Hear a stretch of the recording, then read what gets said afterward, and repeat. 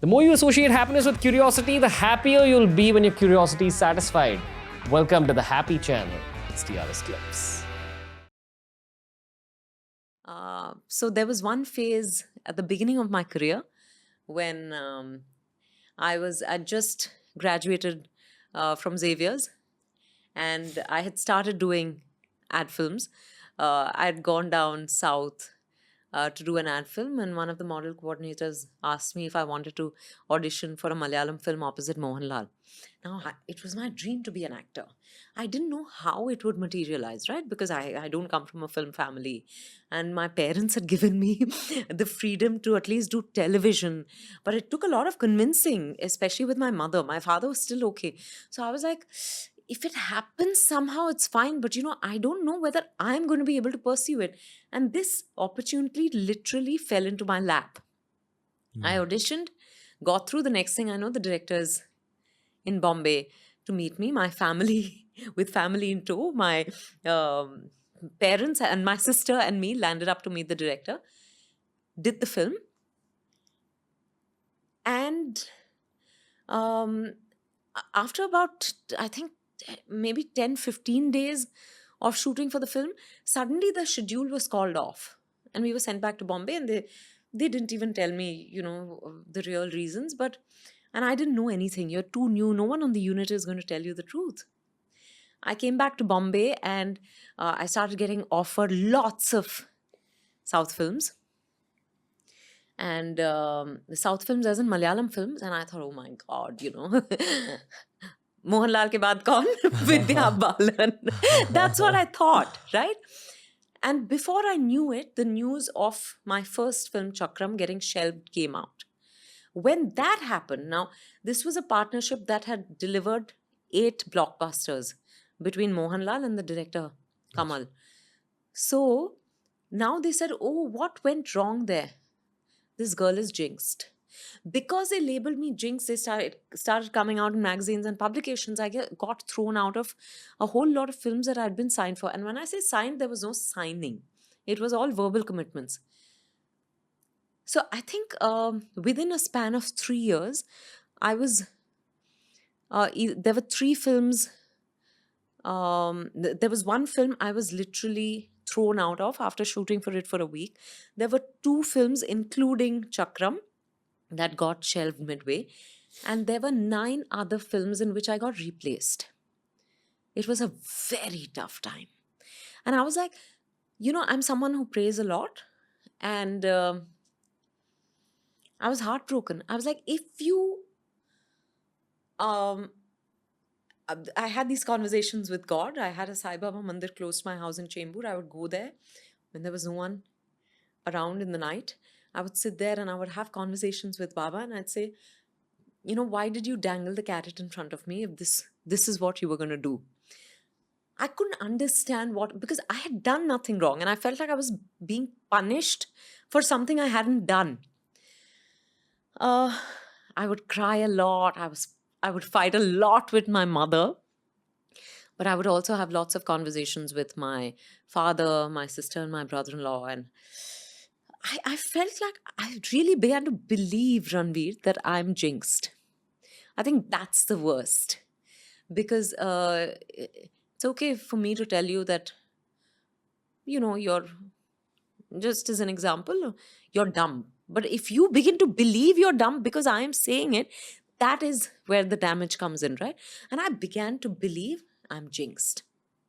So I think and at that time, for the first time, I'd done about, 70, 80 ad films by then already.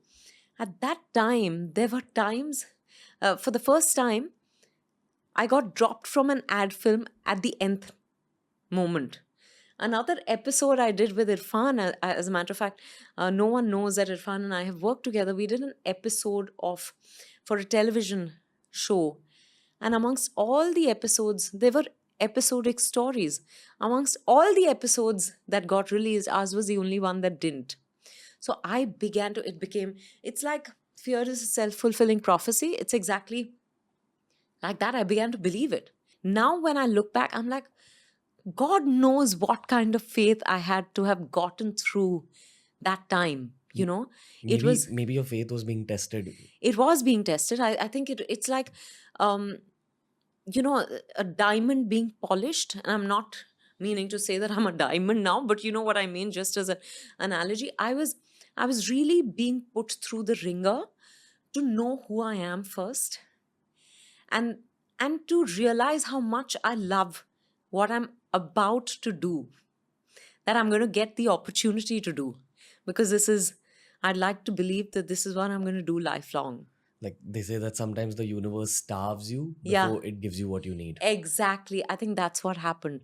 It was yeah. I think the universe starved you, beat you up a little bit, pinned you to the ground, termed you as a black cat. Yeah, and then gave it to all you. of that.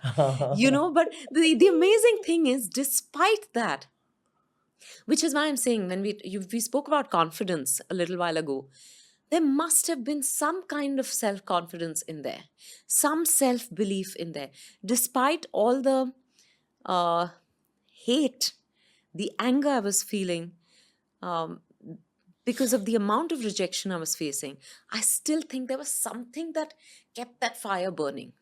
There were times when I went to bed crying. My pillow would be wet with my tears.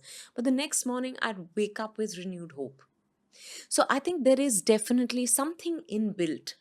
It's also probably how my parents, you know, brought us up to believe that prayer gives you a lot of strength. My understanding of God and prayer has evolved over the years. But at that time, it was God was something outside of me that I could. Today, I don't look at it like that. But at that time, so which is why I used to go to the temple, sit and cry. And I thought that there was someone out there who was responsible for, you know, all that was happening. But because of that faith that someone was watching over me, that that the universe has my back. These are things that I think unconsciously, subconsciously, I have inherited from my parents. I think because of that, I saw through that time. So, and there have been many such phases, but I think this phase was definitive, because it made me realize how desperately, maybe desperately has a slightly desperate connotation, but how deeply I wanted to be an actor, and that I will not let anyone else define me. You know what it looked like from our eyes as audiences? Because I remember when Paranita had come out, then I remember there was this whole phase Yeah. where you were in like every hit movie. Yeah. It looked like this human being has been blessed a lot to have these, like that's what it looked like on the outside. No, but I feel that I was, and I am immensely blessed, Ranveer, because I don't know if I would have been able to handle the success that came my way post Parinita if I hadn't gone through that. Because I come from a non-film family. You know, I'd never seen anyone experience fame. So you don't know what sort of thing that is, you know. So, maybe I would have lost my bearings. Maybe I would have gotten waylaid. I don't know. And I still did. You know, because but for someone who, after all that struggle, you see success, and then you begin to fear that you're going to lose it. Once you get it. Because you don't think, you feel like, I used to sometimes feel like, you know, I suffered from the imposter syndrome, I think. I felt like, oh my God, people are going to know at some point that I'm not good enough.